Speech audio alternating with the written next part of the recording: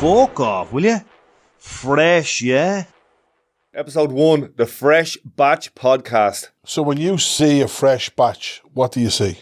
I eat batch. I eat like the brown batch. The way you see Sambos. No, I honestly think brown batch is a cod. I think it's like a What do you mean it's a cod? No, it is. I think fresh batch is white bread, right? The brown stuff is like, they kind of make Brown it... stuff is the only stuff. It's not. They try and sell it to you to The say... white bread is for brown crackheads. better. Give it over. 100%. Bro, that brown bread, like the white brown bread is absolute geek, man. Melogen. It's brutal. So brown bread, right, there was a woman around the corner from us, Mrs. H, she used to make these huge big brown cakes. She was from the country and they were brown bread. They were made of like cement brown flour. Like it was like fucking, it was heaviosity, right? With butter and cheese and ham and all that on it. It was amazing, right? But it was heavy. It was really brown. I think you're just traumatized by this Elvin who was making this bread. I'm telling you, this stuff was great. And then we used to make it ourselves. We would make brown bread in the oven, like, you know what I mean? Out with brown flour, like the proper brown flour. When you're getting a brown batch, it's like, it's just coloured. It's not coloured white bread. Ah, bro, it is. No, I think it's a different process. It's not. Anyway, it's the name of the brutal. podcast is the Fresh Batch Podcast. But it's white. Oh, it's not white. The wrapper that we have as the logo is the white batch. I'll be changing it to the bleeding other one. You can change it all you want. In my mind, it's always going to be white. I used to work for Johnson Muni and O'Brien when I was a kid, you know. And I remembered when the batch came in on the tray, it was all joined together and there would be like... Do you mean it's all joined together? This was the non-wrap stuff, the non-sliced stuff. This was... Yeah, it wasn't sliced. It wasn't joined together. It was just not sliced. It was joined, like all the batches. There was 24 batches on a tray. Oh, is that why it's funky on the ends? Yeah, so the funky ends... That's a great name for them, the funky ends. We used to peel them off and eat them when we were starving. No, they weren't. They were part of the heel, yeah. But there was like bits that kind of... Yeah, but the reason there is a heel is because it's loads of batches joined together. Joined together, yeah. Never knew that. And they were like really crusty on top and then kind of soft at the bottom. But the bottom had... I'm drooling here in my soda knickers. or something on it, 'cause it was... They had like that floury shit. Yeah, what is that? Yeah, it wasn't yeah. flour because it was like soda or something. But man, That's how they lure people into criminality. They use that flour. Because think about it, like I've been in France and Spain and you've been all over the world in Paris and all, and you buy lovely bread. But I swear to God, there's nothing. The crack batch. Oh, crack batch. Yeah. I've heard a comedian there talking recently about that his man dad used to get him out of bed 1 o'clock in the morning to eat chips that they brought in from the chip. And my man dad did that as well. So anybody who was drinking, the man and dad riddled with guilt, 50 pints of Guinness down their neck. We better get the kids up and get them a cod and chips. we used to get like a ray or something that was cut in three, and then that'd be put on a small plate with a handful of chips and a slice of batch with real butter. Man, bring me back, man. Are you into the fresh cod or the smoked cod? I can't do the smoked stuff. It turns me bleeding gut. Now, just to tell you this, right? The smoke stuff ain't real, right? It's dyed, yeah. That's why when I found that out, I'm like, I'm not touching that shit. It's just dyed. They just spray it like with that this grass dye. in America. We're getting the lawn done. Some Mexicans outside spray the thing green. But here, so I'm going to wrap my man and dad out. Years ago, down in the Wharf Tavern, my dad had this like estate car. I remember that car, the blue Ford car. Escort Estate, It something wasn't. like that. It was a Ford Cortina. Ford Cortina, was it? Yeah. Oh, I had to fucking up every fantasy I had, every childhood memory. Anyway, so they were on the gargle down in the wharf. It was the middle of bleeding winter. They left us in the car outside. No way. Drink driving was the bleeding in thing. So they were doing bleeding ads in the telly for the drink It driving was and all the that. national pastime. There was people giving out and all. They can't take the drink away from us. But anyway, they left us in the car. Had a good couple of bleeding scoops. Caught a bag of chips. We were in the car, like literally huddling together, freezing with bleeding. With the cowl. With the cowl, with the duffel coats on us. Or what's the other ones? So there's duffel coats and the bleeding. The one with the big zip. The snorkels. You could see the breath coming off us. And they fixed everything by coming out. Bag of chips and a couple of bleeding bits of fish. There we go. That was the guilt. Drive home gargled. That was the guilt-free. Yeah, guilt-free gargle.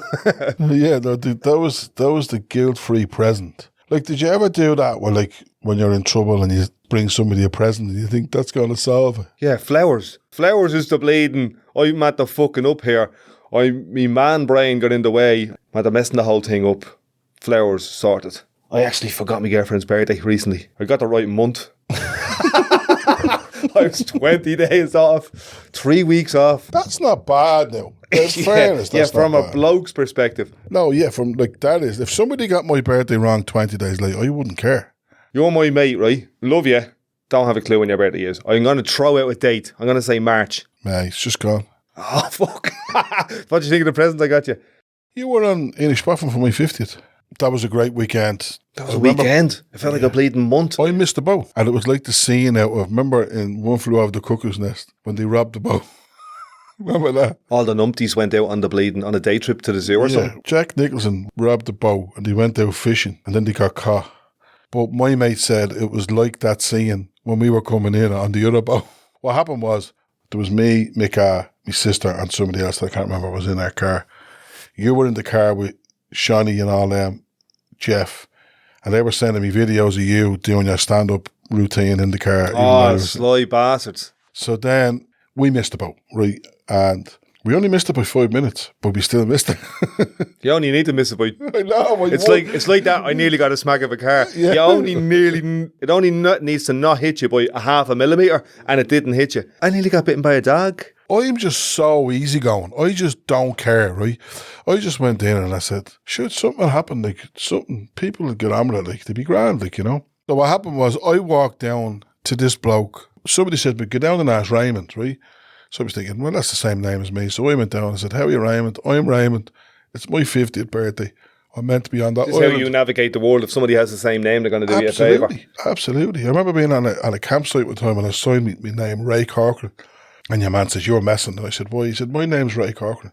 And it was great. How many Dean Scurries have you met in the world? There's only one. There's only room in the fucking world for one. I'm mental. See, there you go. Imagine you met a Dean Scurry somewhere. Yeah, what would happen there, it would be create a singularity and the whole universe would collapse on itself. It's not going to happen. I went down to the pier. I met Raymond. I said, any chance of bringing us over to the island? And he just goes, 100 quid. And I was like, yeah, sound. It was a fishing boat. It was a small fishing boat. So we gave him 100 quid. We'd no tickets going home in the ferry and we just jumped on it. If anyone's thinking about going somewhere, don't fuck it up, but go to Inish Boffin. It's shit hot and don't go over with a big, thick Dublin head and you're going, where's the McDonald's? And if anyone hasn't seen One Flew Over the Cuckoo's Nest, get your head out your arse. It's hands down is the best film ever made. Name me another film that's better than it. Apocalypse Now. Shy. Compared to fucking One Flew Over. If you had a choice, if I said, Sparky, I'm coming up to your gaff, I have a bachelor loaf and a curry. Different now. That's different, right? If you're coming up to the gaff, right, all day long, it will be One Flew Over. So I'm mental. Right. If it was, you know, somebody else like that was into... If you were going to bleed and get curious with a hen. Oh, let me see what movie then. Whitney, Illinois. No, definitely not Whitney, Illinois. But it would definitely be if you were out on one of them dates, right? If you were out on a date, you know them speed dates. Yeah. Where you're now your face on speed. No, you're not a speed date. I do know the speed dates. So you're only allowed to ask one question, right? But so my question would be, how are you getting home? No, Whitney, Illinois, and then it depends on the reaction. So Whitney, Illinois would be a question. Whitney, Illinois, and she'll go, what the fuck are you talking about? And then you just go, next. So this defines you and your relationships in the world. This one poxy film. I'm just saying, if, it's an imaginary thing that happened in my head. It has never happened. I've never been to a speed dating night. But I'm just thinking, wouldn't that be a deadly way to start it? Welcome to Sparky's special brain. We're talking about something totally different and he has a speed dating fucking scenario set up. I seen a meme one time and it said the same situation and he's saying, Morrissey or the Smiths. And she goes, who? He just goes, next. So what would be your one? If you were like going to think, how am I going to how am I going to know whether I'm going to have an intellectual conversation with this person, because I'd start fucking talking. I know, but I wouldn't have a thing. Listen to the scenario. You're only allowed one question. So I'd have to have a question. Right, so that's it. Speed dating. All right, here's my question. Are you ready? Are you a fucking idiot?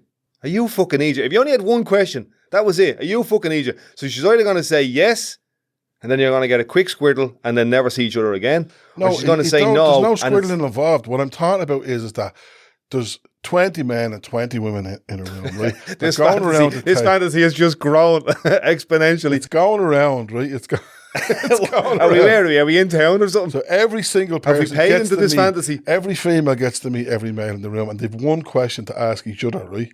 So I ask with Niall and I, and they go, "Oh, I love that film," and then you go, "Yeah, write her down as a potential, right? What's your favourite part of the film? Oh, I love when Uncle Monty says blah blah blah blah, right?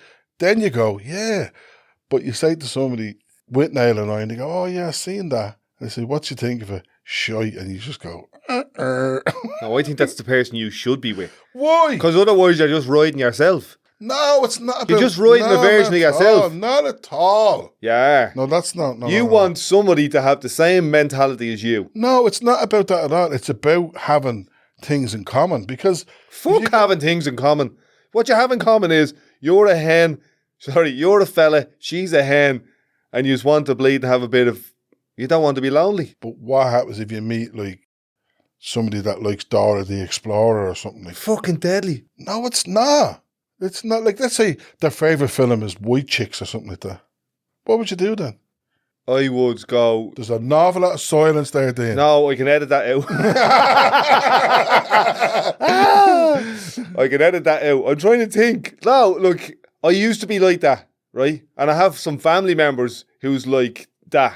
Right? And they're like, it has to be this, and this. And I'm like, such a wasted opportunity. Such a wasted opportunity. It has to be this, and You're this. saying the person has to be into this film. If I'm down in Port Marling and I meet somebody and we hit her off, and yeah, right, that's grand.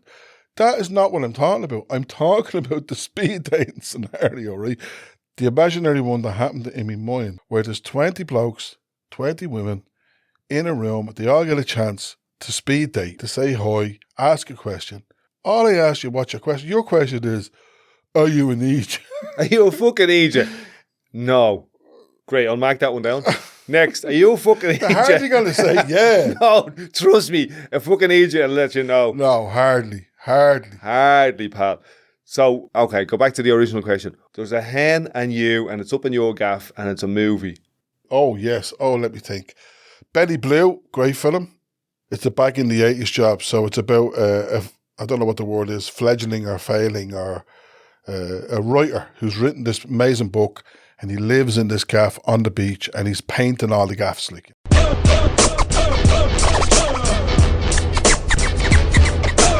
we're a similar age. You've a few years more than me, but your references are fucking just not in my... Because you were hip-hop. I was punk, you were hip-hop. Because I remember having Skinhead and Docs and all, so it was a little bit at the end of punk. Ska and all that kind of stuff, yeah. Docs, those little black jackets. I was lucky. I had everything. I had my older... I was lucky. I had everything. No, I had everything. Think about it, right? I lived in the best time. I had everything as well, you bastard. I lived in the best time. So listen, no, think about it. You're saying that with a straight face. No, I am. Think about it. I witnessed Thin Lizzy and all that kind of stuff, right? The end of Rory Gallagher, all that kind of stuff. Did you see any of them? Did I see them? I seen Phil Lynott, because Phil Lynott lived on my dad's road, and me and my dad used to go in on a Sunday. This shows you how long ago this all was. We used to go into, Hector Gray used to sell out the back of a truck where the Grand Social is there now. You know, with the two women, statues, the two women with the handbags. So Hector Gray used to sell out the back of a truck there. That's how he started? Yeah, that's how I think he started. Now, so we went in and we used to buy rubbish off him, like kids' toys and stuff like that, right? And we were going across the Halfpenny Bridge, and I seen this black man walking towards me, and I was looking at him because I'd never seen a black man in the flesh before, you know. And my dad said, "How are you, Phil?" And he goes, "Oh, how are you, Mick?" And they had a little chat, and my dad said to me, "That's Phil Lynott. He's a singer in a band or something like that." But that was my memory of it, that was seeing him, yeah. So Phil would have hung around with me Uncle Lar. They played football together. Lar seemingly was an amazing footballer and never made it to England, you know, to play in those teams, but seemingly he was a really good footballer. So was Philo. Philo was a good footballer too. So I would have seen that, right? I seen those guys. I was also from a musical family that was into, you know, there was lots of music, lots of records and all that kind of stuff. You listened to music as opposed to playing it. So the first song that really got me was Roy Orbison, Pretty Woman. That's got me. It was like, whoa, what's this about, you know? So then I would have listened to music. And then when I went into first year, I went to Plunkett's. And there's a whole long story of how I got to go to Plunkett's, because I wasn't allowed to go to my local... I feel like I'm on a date with you. This is the speed dating thing. Boom. But it's the opposite of it. In depth. So what happened was I went to Plunkett School and it was like, when I think about it, there was 31 lads in each class, right? But there was like 7 or 8 classes in each year, all the way up to 4th or 5th year, right? There was just hundreds and hundreds of young fellas from Broadstone, Whitehall, Coolock, Larkin, Marino, Ballybock, Ballymun, Finglas, all in Plunkett's, right? And it was mad, and it was like punks, scars, hippies, rockers. Did you have to wear the uniform? Or No uniform. Dress so my fresh. uniform was a pair of ducks. Trousers turned up at the end. So trousers would have been combats bought from Army Bargains in town. And then my ma had a knitting machine, and she used to knit red and black Dennis the Menace jumpers, because they were the thing, like Johnny Rotten would have worn one of them, the Sex Pistols. I used to sell them to people. You know, I used to sell Dennis the Menace jumpers to me mates in school, because my ma would sew them up on the machine. Like knitting ones? Knitted ones on a knitted machine. She had a machine. Oh, fucking dead. So what she could bang them happened out. was, right, my jumper got robbed at school one day, right? And my black and red one. And I went home, right? And my ma was like, I don't have any wool to... You've no jumper. If you know what I mean? Because back then I only had one jumper. Like, that was it. Like, so she had yellow and black, right? And I said, well, just do as a yellow and black jumper then, right? So it looked like a bumblebee. Looked like a fucking bee, yeah. But what happened was they then became, oh, here, where'd you get them? That's the new fresh batch. Me and my ma sold 40 of them. That's the fresh batch. They were deadly. So I had all that music there. I remember Dexies. I remember all that stuff. I was hearing all that, and I was hearing all the mod stuff. So I had all that. And then when I became a youth worker, the hip-hop started coming in. Public Enemy, Tribe Called Quest. Fight the power. Yous were all playing that in the minibus on cassette tapes and all that kind of stuff. So we used to get the tapes on the O'Connell Bridge, bootleg, like concert tapes and all. And they'd be like a little black and white paper printed, you know, U2 in fucking Crow Park. 84. Boom. I used to sell them. I'm not sure if Dave Murphy was selling them, but I know it was another fella. Probably was Dave Murphy selling them as well. Dave Murphy was a street seller. I remember him around. So I used to work for a guy in the Halfpenny Market, and there used to be gigs in the Halfpenny Market. So like the building is still there basically, and it kind of still does the same kind of stuff, T-shirts and all that kind of stuff. And I used to go to Abbey Discs, the little space in there. so Abbey Discs started out in the Halfpenny Market. And I remember being proud because my cousin was a DJ and he had... Billy was He deadly. sold from in there. That's he right. walked in Abbey Discs. That's right. So there used to be Abbey Discs. So they started out in the Halfpenny Market, and then they went across into... Just thought of a there guest. was a mall. Billy, let's bring Billy in, yeah? So the Abbey Mall had loads of different shops inside. So we had like the Poor Mouth Cafe, which sold, you know, baked potatoes and all vegetarian gear. And Googie from the Virgin Prunes owned that or worked in it or something like that, like, you know what I mean? And then there was all different food stalls in there that were like, that sold cracking food. And that then became the International Food Cafe, the International Food Lobby. Equiparium. Oh, that's it.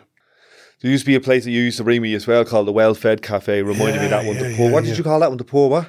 The Poor Mouth was in... It's a cracker bleeding name. So the Well-Fed Cafe was in the Resource Centre. So there was kind of like an anarchistic co-op. Did you say anarchistic or artistic? Anarchistic. They were like an anarchistic co-op that had a bookshop. They had a bicycle maintenance fixing place, and you could actually cycle into town and leave your bike in there. And they had the Well-Fed Cafe in there as well. And that was our vegetarian group. And it was run by, I think they were called Revolutionary Struggle was the group. They were kind of like... It sounds like bleeding Harlem and the bleeding Black Panthers or something. But that's what they were like. That's what they were like. But they weren't...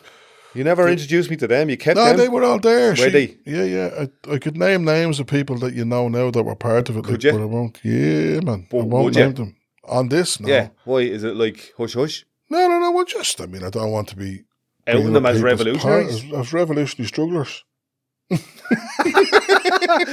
not? I'm going to reach out to them. Any revolutionary strugglers out there, get back onto us. We'll get you on the podcast and we'll have the crack. So this is the Fresh Batch podcast, right? So what you're getting here is unique, 100% Sparky and Deano, Ballymun vibes, nobody else could do this because we are the most uniquest together motherfuckers you're ever gonna bleed and listen to. The way we see the world, the shit that we do in Ballymun and in Dublin is just, it's undone, it's unique, it's fucking savage. Everything from youth work to bleeding hip-hop labels to fucking podcasts, we've done it all. We've done it and wore the t-shirt and sold it on Halfpenny Bridge for a £5. I remember going to a samba band thing, and there was this protest. They were trying to get the leaders in the north to come together to the table to talk. So they had a big table on. I'm going to fill in the gaps here, right? Because I'm 50 now and I'm getting a few senior moments. So if I get the bleeding, if I can fill in the gaps, I grow in confidence. Luca Bloom, Christy Moore's brother, he was leading it out. And it was like some kind of wanky mantra that he had. On the table, get them to the table. And we were there on O'Connell Bridge playing samba or Brazilian drums. Bada bada boom, ba ba ba doom, jaga daga boom, ba daga daga doom. All that type of shit. So what happened was me and Dean kind of joined the Happy City Samba Band. And I remember Dean talking one day and this woman just goes, "Oh no, 2 Sparkies." Whoever you are, go fuck yourself. You are lucky you're bleeding and had 2 Sparkies, you numpty. But the thing was, we actually kind of added a lot. Like, that was a very diverse group of people. I'd never come across diversity like that, and, I still have lifelong friends from that group. And, And you're going speed dating with them, some of them next week, are you? Let's organise it. That'd be deadly. The Happy City reunion. Speed date. Blind speed dating. You go in with a blindfold on, you ask them a question. One of the women in the Happy City is actually blind. Well, she doesn't need a blindfold. We'll save a few quid. So what I was thinking there when you were saying that is, see our vibe, our accent, our Northsideness. Back then, that was seen as a little bit risque, a little bit exotic. Yeah, I think when we arrived in, they were a little bit, who are these? These won't stay kind of thing, And then I've seen their type before. But I had the minibus license, so I used to be able to go and drive the minibus for them, and they were like, "We'll accept you." Yeah, I was accepted because I had the so now Northside the day is one, cool as fuck. The coolest thing in this country right now, right, is Northside. And the coolest thing in the Northside right now is Ballymun. Yous all know it. Shut your mouth. I'll run through your gaff for a hoover. I'm telling you now. You want to cop onto yourself. Here, on the way into the building here, somebody gave me stick. See you and your immigrants. And I was just like, yeah, well done. 0 brain cells there. You're bleeding numpty. I love that phrase, you numpty. There are just thick, ignorant people in the world and they can't help themselves. And I don't blame them. You know what I mean? But unfortunately, I'm just full of love and tolerance and acceptance for the whole fucking thing. How could I protect you in this crazy world? I just want to say, we're only going to get one moment like this to celebrate Chrissy Dignam. What a fucking giant. What an amazing man. He was a 5.5 foot giant. My first time seeing Christy, I must have been about 15. And I had my hair all spiked up and we were trying to get into this gig. There was mates of mine who says, we're going to get into this gig on Boughton Street. And we went down and Christy was outside and he's like, right lads, you can come in, but don't start any fights. And I couldn't See, that's the north sideness again, even though he's a north sider. No, I think it was like, I had my hair all spiked up in 1 foot spikes, like, and I just think he thought I looked like a mad bastard or something. But I was the quietest person you'd ever come across. But it just looked a bit mad. But we went into this gig. We were going in to see a punk band, and they were absolutely savage. Like, I think they all knew 2 notes and 2 chords, half a drum kit, and like speed loafs all over the place, and it was deadly. But I remember hearing Christy singing and watching him with the theatrics on stage, like, and just being kind of going, he's kind of like Marcel Marceau or something like that. You know what I mean? That's the way he was. It was a layer on top of the performance. You were transfixed by the theatre. Yeah. I was transfixed by his theatrics. The feet out and the hands, and you just got lost in it. So in my head, right, you driving a car up to the Spirit store in Dundalk. I probably talked to you about this before. And David Gray used to play on tape, and then, but in my head I filled in the gap, and we went to see David Gray in the Spirit Store, but I don't think that bit happened. So I done a gig up there the other day. This was downstairs in the corner of a bar, because I used to run the comedy club up in that room. So I was on to Mark and Derek in the Spirit Store. They're the two legends. About 4 months ago, saying, look, I haven't done stand-up for a while. I'd like to try out, I'd like to do a new material night, probably on a Monday night. Low profile, don't ask people to pay in. Whoever turns up, we just do a gig. And I don't know what they were thinking, but what I was thinking was, I'm going to do an hour here. I was going to do an hour on my own, which is unusual enough because, 5, 10, 15 minutes is the most kind of that comedians do, especially if they're trying out new stuff. So I just wrote for the last couple of months, bits and bobs. I find it difficult to remember stuff and learn stuff, so I just wrote everything down and read the stuff off the cards. There was an audience of about 10 people, and 5 of them was me ma and me dad and my sister and my niece, and I was shiting myself, but in a really nice way. The mantra kind of for the gig was, look, the gig is already over, we're all already dead, there's no pressure. Play the gig like it's already over and you already got the accolades and the bleeding flowers and the celebration. And then so I just sat down on a chair in the corner of a bar in the Spirit Store for an hour and had the fucking crack. And are you going to build it? I think so, yeah. I think so. I'd love to build my own stuff. I'm less interested in building the comedy club in the Spirit Store. But if that happens as well, like an open mic or a beginner's comedy club or something like that. What you call a Green Diesel? It's called Green Diesel because Green Diesel is pure illegal. But you can get it up where I live. I live up in the Cooley Mountains now. You can get it up there. So I wanted to do something because of the way the world is and everybody's afraid to fucking talk and offend each other. I actually don't give a rat's. So I wanted to call it something a little bit risky. So Dundalk's a great spot, like for music, and the Spirit Store. You have Jinx Lennon up there, and so Jinx Lennon would have been in punk bands years ago, and he has a real punk DIY way of doing things, So he'll just keep throwing the albums out and recording stuff, and you have the Mary Wallopers who were like real, counterculture up there, like what I mean, and they're very out there. I think they were a rap band. You would have known them. Mary Wallopers, no. You do know them. Do we? You do know them, yeah. Did you ever hear that one with Ballymunners? Do you know Johnny Sullivan? No. You do know him. You do know him. He's your mate. I always say that. You know your mate. Who? Your man outside the Axis screaming at people. Yeah. Oh, yeah, I know him, yeah. I know, the red-headed fella. He's always on a push bike, yeah. Do you know who his sister is? There's always fucking some connection, isn't there? But yeah, Dundalk is great. Dundalk is great as a kind of, it's one of them. My mate reckons it's the new Malahide. Why is that? Because it's whopper, it's at the sea, it's beside the mountains, you can go for a swim, there's some nice restaurants, it's a commuter town, the Dublin's getting too busy and too hectic, you know what I mean? Yeah, so it's just a nice chill out vibe. It's a cracker chill out vibe. But it used to be a mad place, it used to be called El Paso. Because of the border. Do you think the cow's on the border? No, there's a border. So do you think he mews in a northern accent? Murr.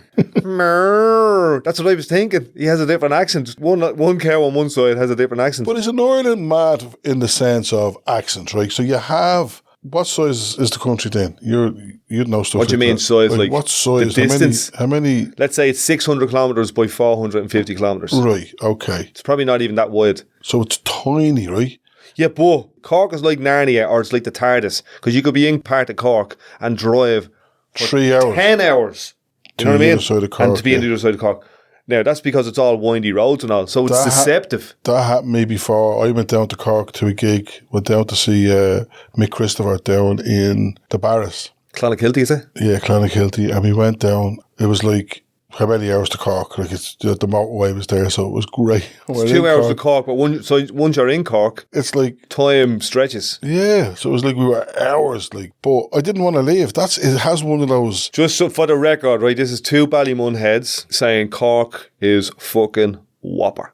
Whopper. You're wasting your time not going to Cork. You're wasting your time not going to Inishpoffin. There's just places in this country that would blow the heart off you. But even when you're living there now, up in the Cooley Peninsula, I never appreciated it until I moved there. It's gorgeous up there. It's ridiculous. So we've got hills, Cooley Mountains, the Mourne Mountains. We've got the Is sea. it the Mourne Mountains or the The Martin? Morton. There's a D in there. Carton. Minitle. Sharton. Squittle. Wharton. Lee Malone. Here. Lee Malone. So Now we're getting into it. Now we're getting the vibe. That's the vibe there. So we started this podcast to have the crack, to have a bit of laugh, not to be fucking Debbie Downers. You know what I mean? Just to have the buzz. Life is too serious. Life is too short. Let's live it like we're already dead, like the game is already over, like there's flowers on your coffin up in Dardistown. Because why the fuck not? Let's have the crack. I'm just back from Cavan, and man, like just being in the country, it does revitalise you 100%. Gives you a big, you get a great hug of nature. Like we were driving from the centre we were staying in down to the village, and I was playing. I think the song is called "Breathe." It's an old rave song, But it was an old techno song in here. I looked up on my Spotify, old techno classics. And this was the first song they played. And I heard one of the young people going, that's a whopper song. So in the really happy days. But when we got down to the village, one of them says, we'll never have that moment again. That was something else, I was like, what do you mean?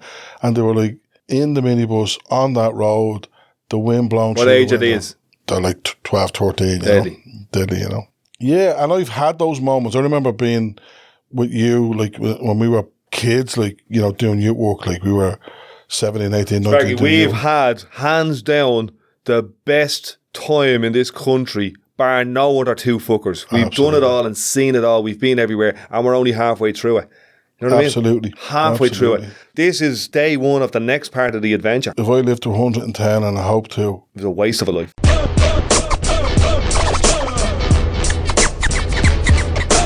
I remember one time driving to Clonbore to go to an adventure centre up there, and we must have drove for 7 hours.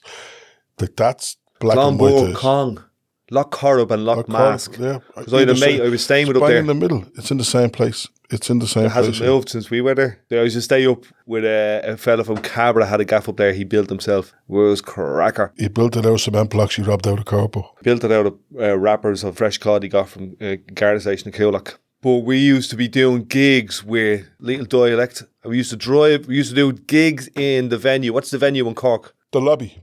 No, you fucking numpty. The Lobby. What's the venue in the Roisin Dove? That's Galway. Galway. Take it back. We used to do gigs in the Roisin Dove, and after the gig, drive up to Clonbore. Wow. It's about an hour.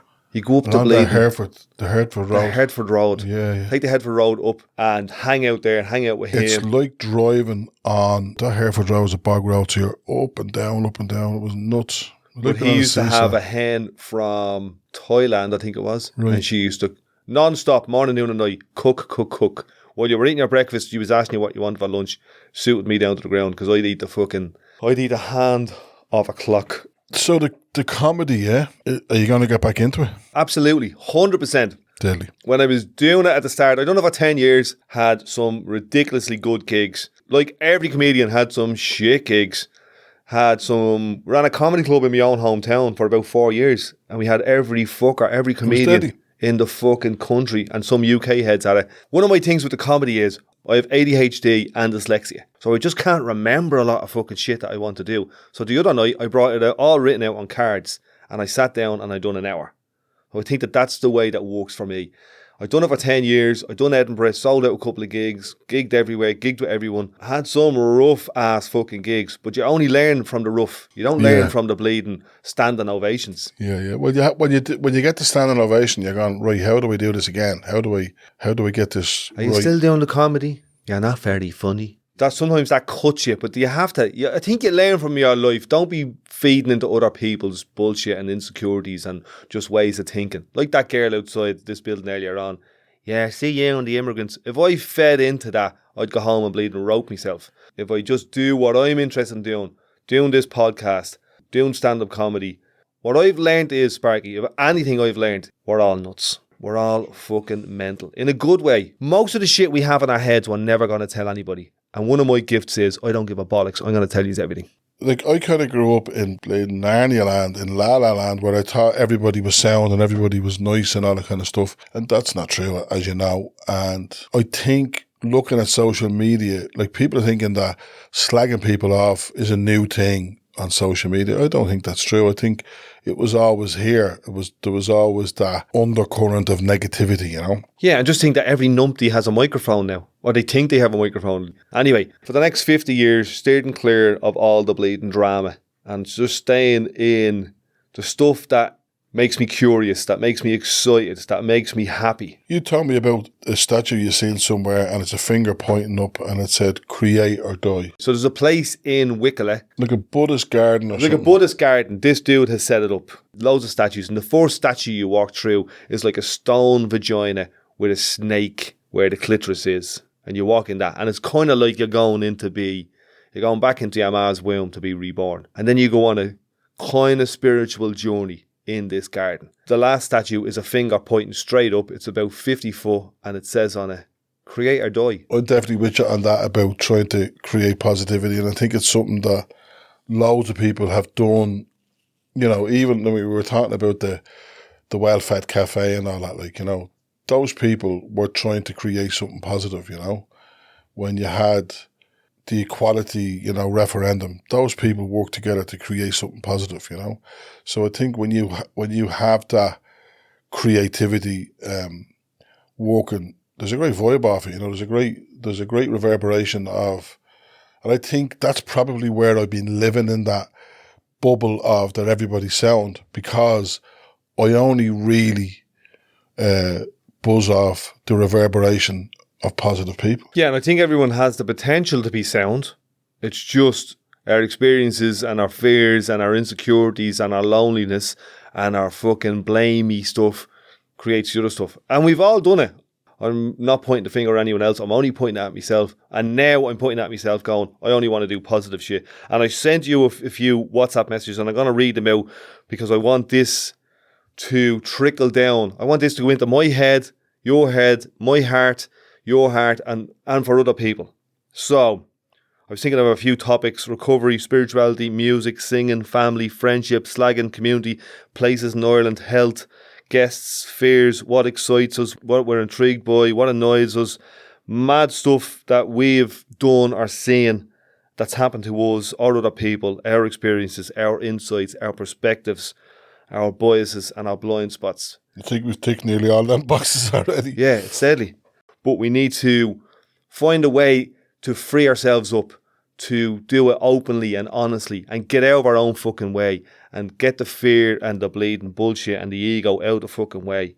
And I think that, yeah, that's why I'm interested. That's why I'm interested in doing this podcast. I think a lot of people don't create out of fear, you know, and, you know, fear of, we're talking about Jinxie Lennon, you know, stuff like that. And the stuff that he does is quite unique. It's quite, you know, very, very different. And I remember he was on the Tommy Tiernan show one night, and somebody said to me, what was that all about, like, you know? And I said, did you listen to the lyrics, you know? And he was like, no. And I said, listen to the lyrics. It actually relates to you. And he was like, how does it relate to me? I said, have a listen to the lyrics. And he did.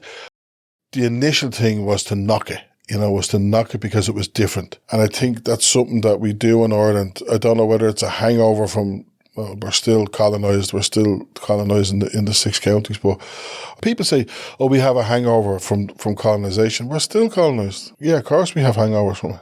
Patrick Keelty, don't know if he's taken the job, but he said something very interesting. It just struck home. Patrick Keelty said this: it's a lot easier to sing a rebel song about a united Ireland than to not sing it, to have it. So you kind of have to let that sink in. What is he actually saying there?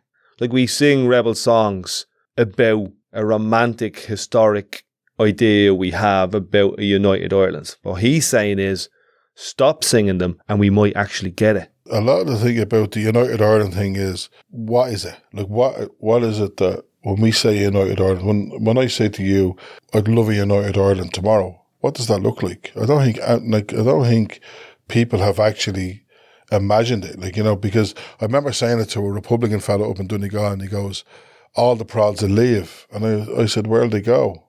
And he goes, I don't know, I don't care. And I was like, meh. So I was like, nah, that's not going to happen. If we're going to have United Ireland, it's going to be inclusive. It has to be inclusive. I think it's going to be amazing. When we look at the naysayers, like your woman outside that was slagging you about the immigrants, all them immigrants, when there is a United Ireland, it's going to be mixed. There will be a sectarian mix, which will be Protestant and Catholic. Now, the thing is, in Ireland now, there's Protestant, there's Catholic, there's Muslim, there's Jews, there's Buddhist. We have a huge, rich mix. When you say sectarian mix, what does that mean? Sectarian violence would have been Catholic against Protestant. So what does sectarian mean?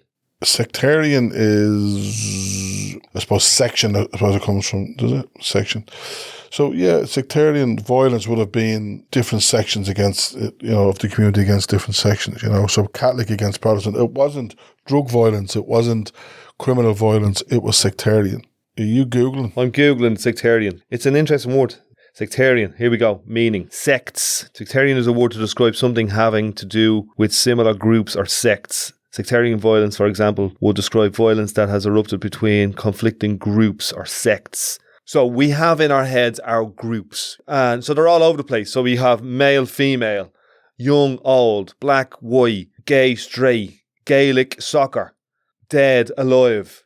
And in the group, we find our little bit of comfort. So what part of the group mentality are we willing to sacrifice in order to have unity? That's what he's talking about. That's what he's saying. So, I'm not going to give that up. This is our country. Well, if everyone in fucking says that, that's numpty brain. Yeah? That's child brain stuff. I'm not giving that up. Our forefathers fought for this. Well, everyone can say that. And they're all dead. And here's the thing. We're going to be dead. Ooh! That's a beauty.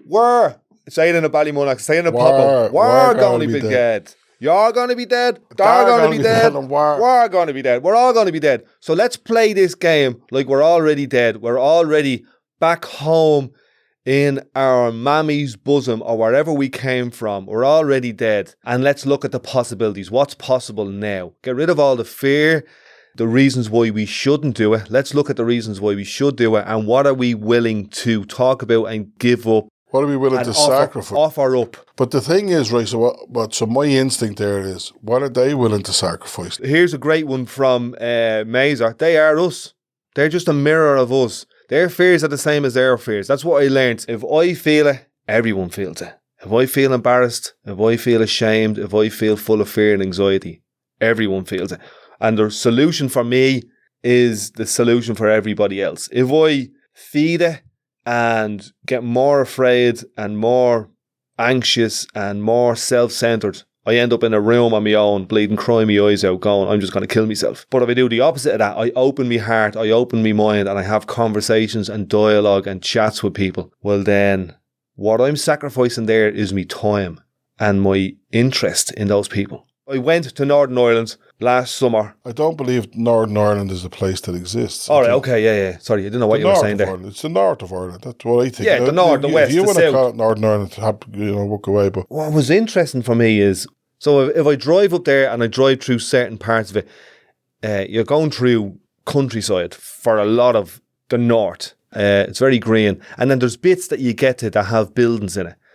And some of the buildings that you see, they're called towns then, and villages. But some of the towns and villages have architecture that I immediately associate with a different country. You know what I mean? You drive through and the road signs. So there is difference. Yeah. There is difference, yeah.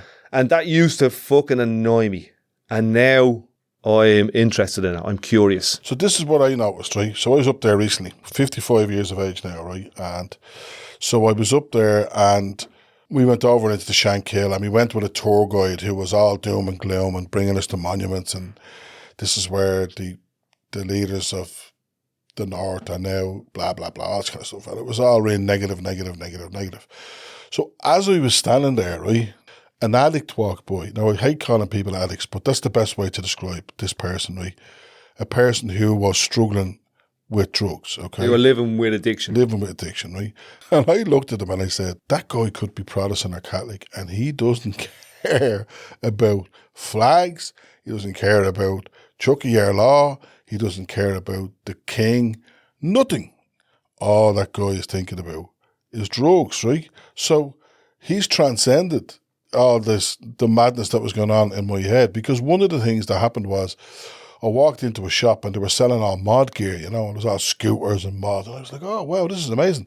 And I kind of transcended my my sectarianism in my head, right? But you went into a different group Yeah. The mod grew. Yeah. You know what I mean? Not even a mod, but I resonated with that, right? So then we went up to a community organisation, and as you know, I'm a community worker, right? And I went up to a community organisation, and again, I transcended. I stopped thinking, is he Catholic or is he Protestant or is he this or is she that? And no, I just stopped thinking that because I realised how much we had in common. The one thing I noticed when you cross the border, the grass looks the same colour, the trees look the same. The cow's accent doesn't change. Right? And you have all that going on, right? But the things that are different are the road signs, the flags. And that used to fuck my head up. But what I'm saying is now, I'm open to that.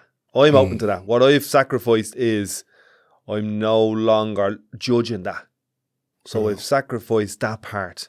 I don't know if that's a sacrifice. It probably is. It's more of an openness. This was something that I was thinking about recently was flags, right? So flags have had, even though they're an inanimate object, right, had the ability to absolutely wreck my head, right? So I could drive along the road, right, see green, white and orange, green, white and orange, green, white and orange, and feel relaxed, right?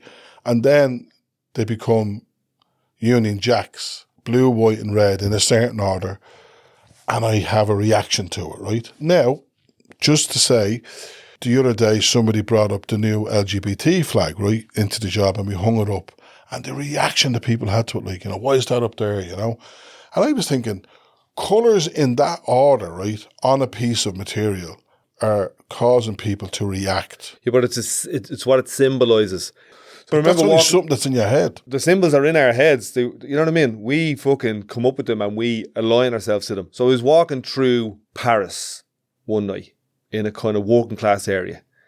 And I was walking down the middle of the road, and on one side of the road there was a gang of white fellas, and the other side there was a gang of black fellas. And I was just tuning into my thoughts, feelings, emotions as to, like, so let's say it was 1 o'clock in the morning and it was dark out. And I found myself judging the situation based on the colour of the group of people. And I said to myself, that's fucking interesting. You know what I mean? Because I would have always said, I'm not going to judge somebody by the colour of their skin. I'm not racist. But when it came to this, where I was on my own, in a place that was unfamiliar, I was just about to resort back to that. And then I went, no, hold on a fucking minute here. I'm feeding that beast. I'm feeding that fear. I'm feeding that stereotype or that symbol in my head. Because I would have thought I was the most non-racist person around, right? And, I've generally, I've grown up being non-racist. But then I remember being in a situation like what you were talking about and choosing, oh my God, what do I do here? So I think I have the potential to be racist, And I remember trying to learn from what happened in Germany in World War II, and thinking, well, they were German, that didn't happen to me, right? But the reality is, watching all the rise of the racism happening here, it could happen to me. It could happen to anybody, given certain circumstances. People can become racist. Given certain circumstances, I could fucking hate gay people. Yeah. Given certain circumstances, I could hate people with middle-class accents. Given certain circumstances, the whole world could be shut down for 2 years and told to stay at home and take a vaccine. Given certain circumstances is a very powerful statement, because anything is possible then. What part of it do we have control over? And that's what I done in that moment. I went, hold on a minute here. The fact that that flag is blue, or that fella writes with his left hand, or that girl has blue eyes, that's not going to change or persuade my perception on this. I'm not going to prejudge based on that information.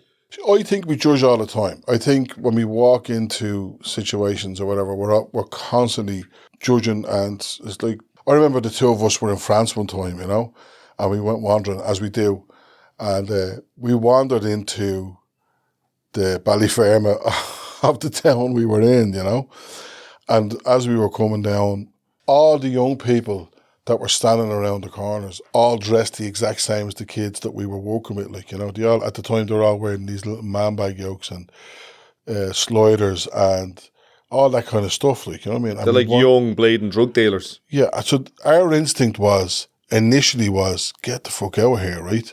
But we didn't. We pushed beyond that, And we went to the local bar and sat down, and they were completely bemused by us. Do you remember? I found that with Roma people, because I would have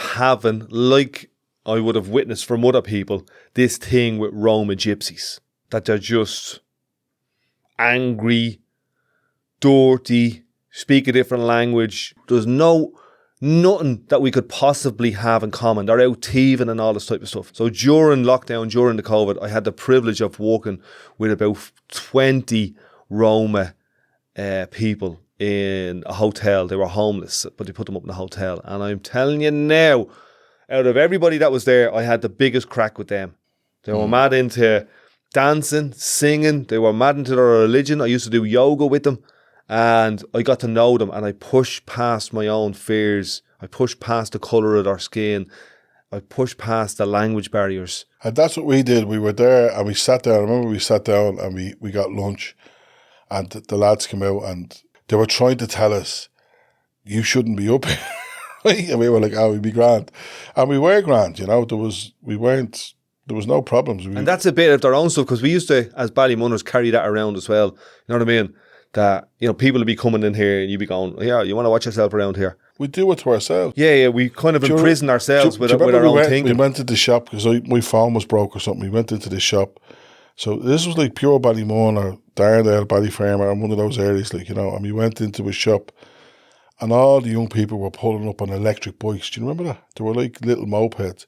And I was saying, they're the next thing that's going to happen in Ballymun. And it was looking at what we have in common. I went to South Africa the Christmas before lockdown, and I consciously made a decision to hug and talk to as many people who were culturally different than I was. Black people, white Afrikaners, Indian people, Chinese people, security guards, anybody, because I really realised that it's all my own bullshit that I'm bringing to the party. It doesn't exist. Stuff that we've made in our heads. It's like the flag. It's like looking at those three colours in that sequence can cause me to be angry. Change the sequence of colours and it can cause me to be happy. Turn the flag upside down, like the Irish one and the Ivory Coast one. Just turn the flag upside down in your head. Get rid of all the fucking flags.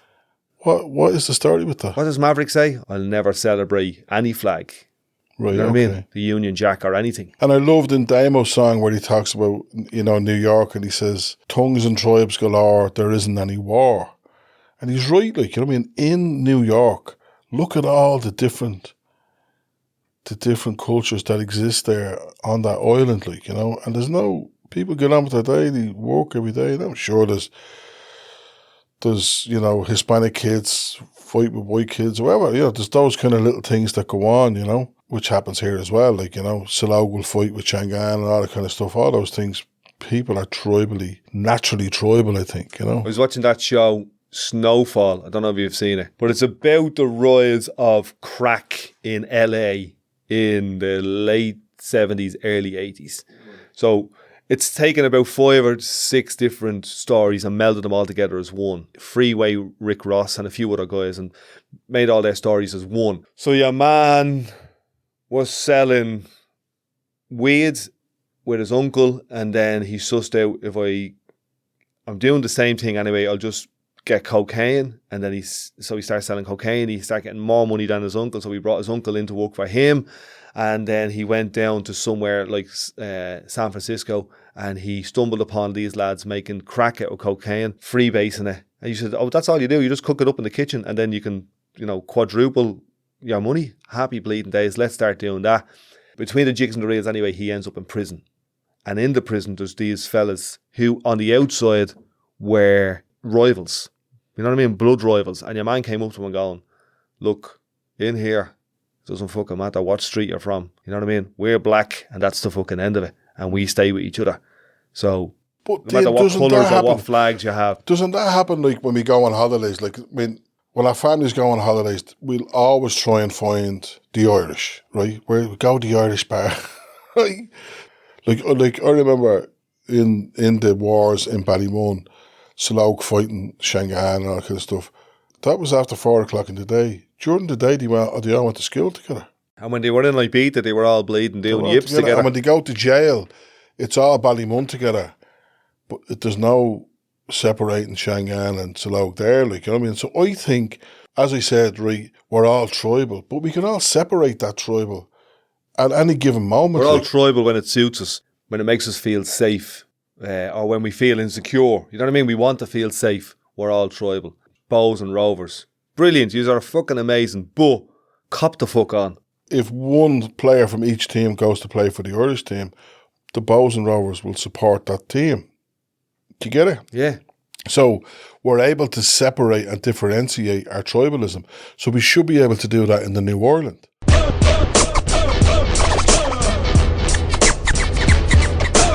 Do you think there's aliens? No. I think there's aliens. I think we'd be mental to think that there's not aliens. In this universe of infinite possibilities, you think that it's just us. When you say an alien, what do you mean? I think that's somebody who, an intelligent life that doesn't live on Earth. Do you think that's a possibility? Absolutely. 100%. Yeah. But do I believe there's aliens? No. That's like... What are you talking about? So think about it. You asked me, is it a possibility that there's intelligent life off of this planet? So if an alien walked in there now... I'd believe it then. You'd believe it. You see it and you believe it? Yeah. Were you ever in South America? Was I ever in South America? No. Do you believe in it? Do I believe that it exists? Yeah. Yeah. Does it exist? Yeah. So you believe in it? It's on the news and all. How many times you see aliens like on the news? Now loads. But anyway, so the joke was, I think that immigrants are a test by the aliens to test us out. That they'll put in immigrants around the world. There's a couple of aliens there going, Ma, can we go to Earth for summer? And the ma's going, no, it's full of foreigners, right? And she's going, no, it's not. It's nice. It's safe. It's grand. I know a couple of fellas have been there. And so they send down, as a test, they send down a load of aliens to Earth. Yeah? But they disguise them as immigrants. And they put them in communities all over the world. And they're testing us out to see how we treat them. If we treat them shy, they're going to go, we're not going to Earth. They're all fucking wankers down there. It's full of foreigners. What would be the benefit of them sending their kids here? It'd be like a holiday. They'd come and learn. It'd be like, what's the benefit of you going to bleed in Spain when you were 13? You learn a different culture. You get a break from your own bleeding planet. Yeah, I think travel does broaden the mind. So we're going to help the aliens become better culturally. What's our benefit? What's in it for us? Yeah. We learn from them, their culture. So we get to go to their place. We get to go where they're from. We get to eat their food. We don't have to transport. They have to transport. They're going to come down here. They're going to help us out. All we have to do is turn up. All we have to do is have an open mind. Well, fair play to you. You couldn't have said that any more wanky. Big yawn. Well, fair play to you. Fair done, yeah. Hope it works out for you and your aliens and your immigrants. You have met like loads of different people. You have, so I mean, I'm not saying it's not.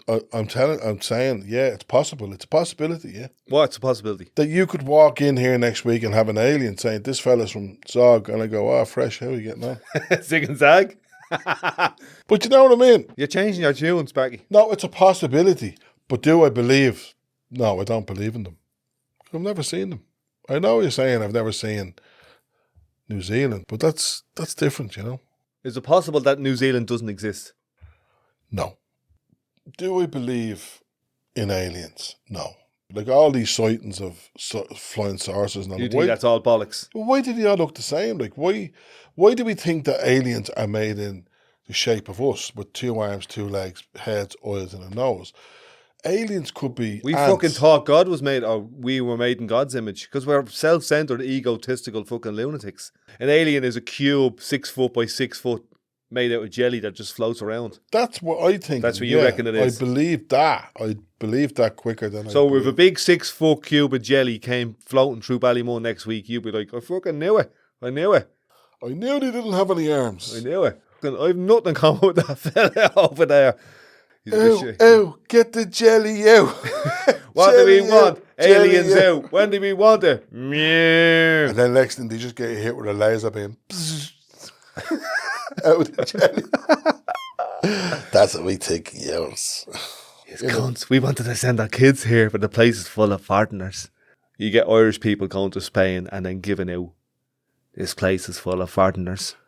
So here, I was in Spain and my mates were all playing golf and I decided to get a cable car up to the top of a mountain, right? And I went up and I was sitting there and I met these English lads and they were like, come over to the table, because they seen I was on my own and I was having a coffee, you know, and they were saying, are you an expat?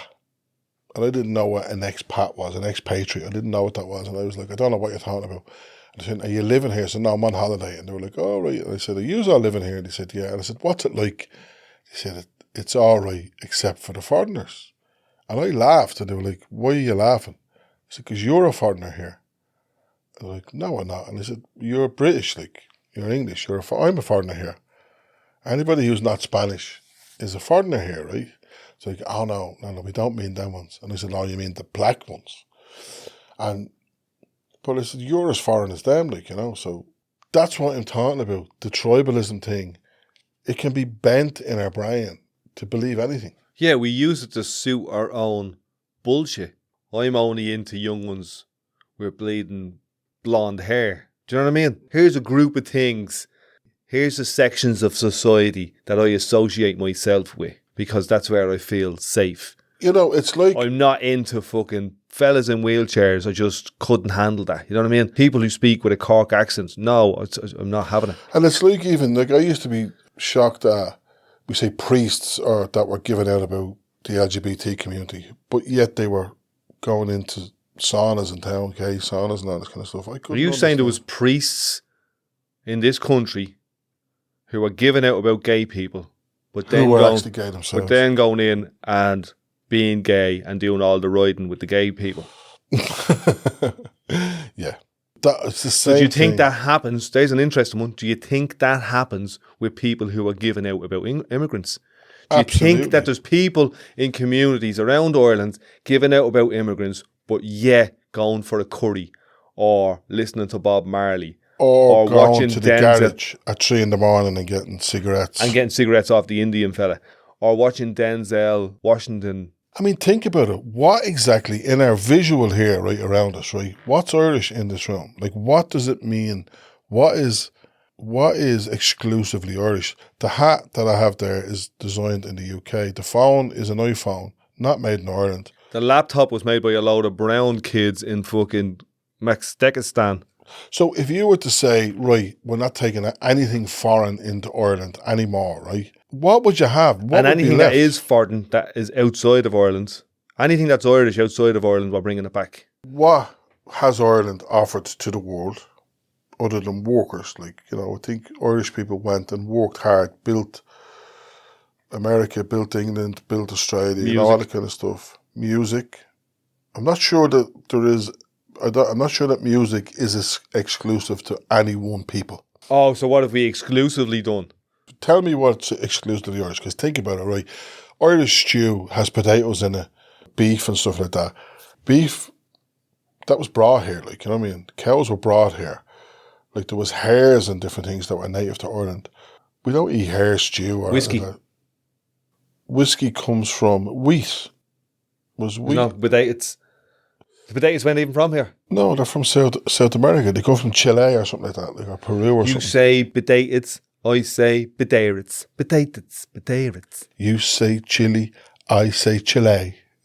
You'd want to fucking Chile. So what's Irish? It's very fucking Think about it. I don't know. The traditional Irish music, a lot of it is Scottish, a lot of it is mixed. Like the bouzouki, I think, is a Balkans instrument or something like that. Like, you know what I mean? So here, beyond that, why does it even fucking matter what's Irish? Because that's what people are saying, only Irish here. I had a conversation with somebody and it was like, why can't we all just go back to where we came from? Yeah. So I said, there's a fucking one-way ticket to South Africa. Because that's where we all came from. How far do we go back? Or why do we listen to this bullshit? Why do we listen to people saying, like, when the reality is that we have evolved as a species where people can travel wherever they want on planes and boats, and so what's wrong with people moving around? Isn't that like we have developed technology to be able to have a conversation with our mate down in Sydney, but we don't want, for some mad reason, we don't want Ali from Morocco to have the same. Yeah, I don't mind getting me hash from Morocco, but I don't want your man to move in next door. Yeah, or something like that. I don't know what that's about. I really, really can't. I don't understand. And I know it's called cognitive dissonance. I know that we can Oh, hold on. Welcome to Sparky's Sensorium. What the fuck is cognitive dissonance? Cognitive dissonance is where you hold two opposing ideas at the same time. The first time I heard that in context in a conversation was in the Dáil, and I brought into the Dáil loads of Protestants, Catholics, Unionists and Loyalists, and mainly women, into me, all the ministers. And one of the ministers says, I know there's a lot of cognitive dissonance about the issue of unity. And I just said to him, what the fuck are you talking about?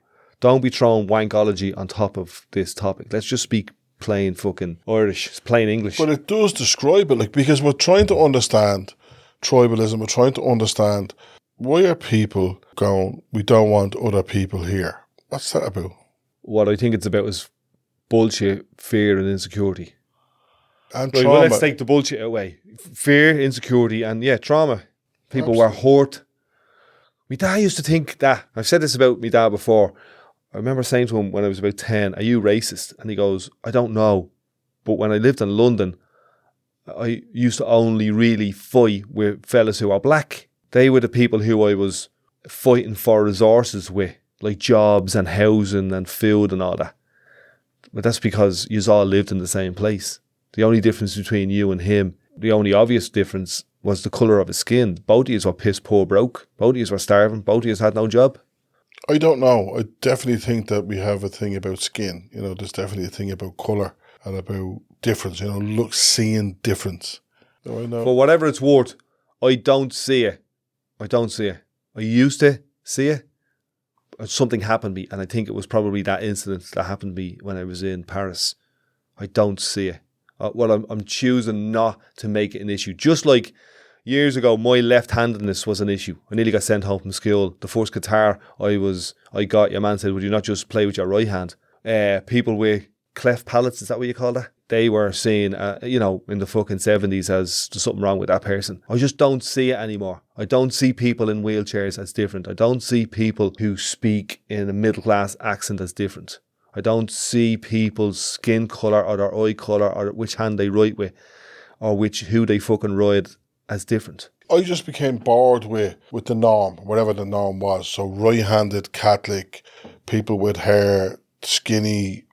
Yeah, I just bored with all that, and I'd be more interested in difference for a long time. And I like different music, I like different foods, I like difference. I like trying, new things, different things, and then I like what happens when cultures collide and it creates something new. So like the specials, I love the specials because they were mixed, I loved when there was women in the band, like, I loved all that. Like. So I remember organising a meeting. I think it might have been for Apollo House. One of the ideas I had in my head was, if I'm going into a meeting here and everyone is exactly the same as me, why are we having the meeting? If everyone has the same views, the same outlook, the same skills, the same ways of communicating, exactly the same as me, well then it's just me replicated 10 times. So try and go into a space where people have a whole different set of experiences, skills, and then you're cooking. You know what I mean? Then there's potential for something to come out of it that wasn't there before. But if it's just 10 Dinos in a meeting talking about stuff, it might just as well be there on my own. That's the first episode of the Fresh Batch. Sparky, what the fuck are we doing this for? What do you want to get out of it? Why are we here? I don't know. I'm not looking for anything huge out of it. I'd love... What will excite you to come back next time? I think if we did it somewhere else, if we drove to the Midlands and just turned up with the equipment and mics and said to people who should we get to sit down with us and stuff like that, and just... So we've found somebody interesting in the bleeding back arse of Ballygo backwards. Yeah, in a refugee centre or something like that, that would be good, or in a music centre or something, just that we turned up and just invited people to come on board and just, it'd be deadly. Let's do it on a ferry in the desert. Let's get Jack Nicholson in. We'll recreate the scene at One Flew Over the Cuckoo's Nest. With the bow. With a load of bleeding mad jokes. Yeah. There's plenty of them around here. So look, yeah, let's do it. Let's do it somewhere else. Yeah, I'm not interested in doing the same old, same old. Let's do something different. Let's do something fresh. Let's bring something interesting to the table. There's 1,000,001 bleeding podcasts out there, and what I'm aspiring to do is just be the fucking freshest, wildest, most interesting, diverse chats that we can have. Why fucking wouldn't you? All right, let's go. Let's do it. See you on the next one. This is going to be interesting where we're going to be.